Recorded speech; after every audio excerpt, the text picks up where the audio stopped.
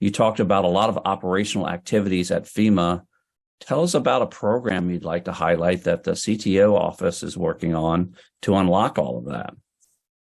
Yeah, similar to a lot of what's been said already and covered, right? So this, really the idea is, how do we look at data itself and how do we sense make? And then third, how do we communicate it, right? If you don't have communications with your state, local, tribal, territorial partners, you don't have incident command. And in a sudden onset disaster, you don't get time back. You just don't. Yeah. So it becomes a no fail, right? So in other words, what is the backup to the backup? How are sites more resilient?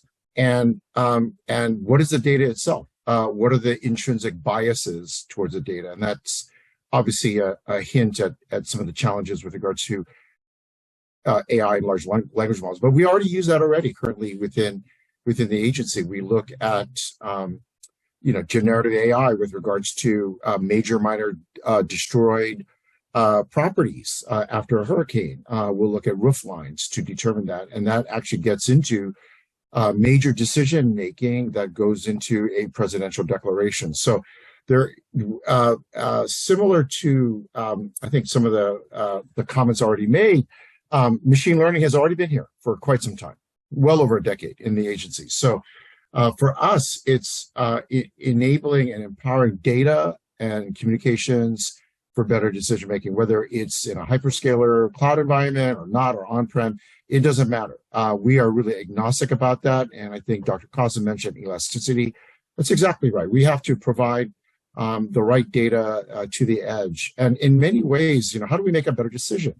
Because at the end of the day, all of this is so that a federal coordinating officer, an incident commander, can actually make a life safety decision and beginning the recovery process and the onward mitigation and strengthening resilience kinds of activities that will strengthen communities and make the nation stronger to what is an increasing pace for these natural disasters and man-made as well. We call them adaptive threats, things that Frank has mentioned and our wonderful partners at NOAA.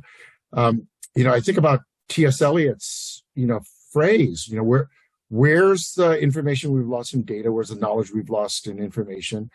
And those of us in the business, we say, where's the wisdom we've lost in knowledge?